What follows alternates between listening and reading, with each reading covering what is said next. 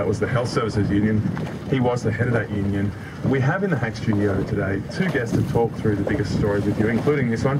We have Jessica Sayer. She works in media management for a mining company and is also a journalism student from Brisbane. And we also have Scott Murdoch. He's a business reporter for The Australian. Jessica and Scott, welcome to Hack. Hi, Tom. Very well, thanks guys. Great to have you on the show. Now Scott, do you feel this issue is a bit of a beat up by the opposition, or is this deep trouble for the government? Tom, I think it's a difficult one. I think the opposition has clearly been having a field day with this, as you would expect them to do in their role as an opposition. But I think for Julia Gillard, it is a worsening problem, and I think that she's probably going to be pretty pleased that at least for the next 2 weeks, Parliament is not sitting. So that might take a little bit of the heat out of it. It's been a tough week, right? It has. She has had a very tough week. I thought yesterday her performance in question time was better than she has been in the past. But I think with a story like this, the details are going to continue to come out. You're going to have the opposition there digging away and leaking. This is where all the stories are coming from on the front page every day. It's from details that the opposition has managed to unearth. So it is a tough one, I think, for the Prime Minister to navigate. Jessica, do you think the Prime Minister, Julia Gillard, should reveal the conversations she's had with Craig Thompson?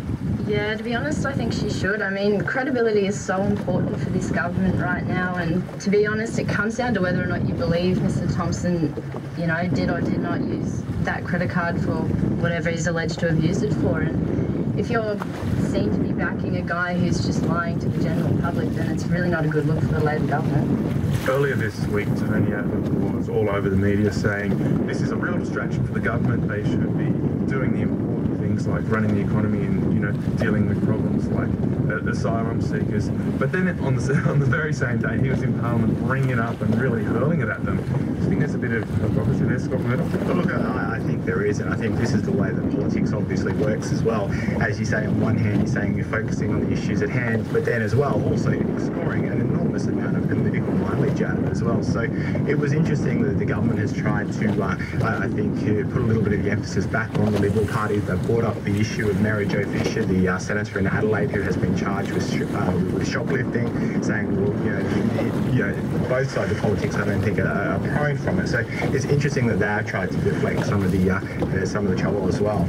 Jessica, do you think it's a distraction, or do you think this is a serious issue for the government that should be dealt with in our federal parliament?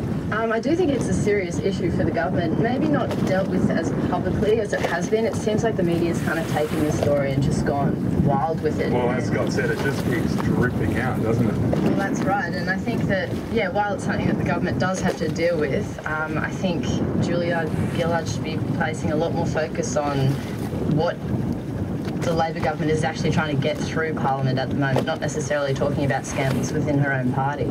You're listening to Jessica Sire. She works in PR for a mining company and is a journalism student in Queensland. In the studio, we also have Scott Murdoch. He's an economics writer for The Australian. Triple J, you're listening to the Friday Shake Up on Hack, where you get your say on some of the biggest stories of the week.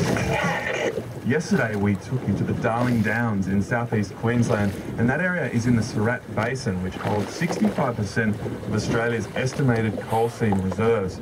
It's become a centre point for the backlash against the coal seam gas companies that are expanding their drilling and prospecting in that area. Our reporter Alex Mann spent the early part of this week there, bringing you the people at the centre of this debate.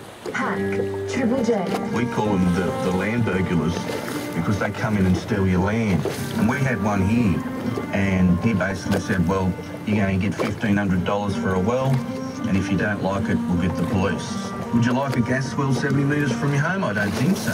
Coal seam gas in the eastern states has the potential to bring in revenue of somewhere between $50 and $100 billion over the next 20 years. This is the greatest legalised theft of private land in the history of Australia.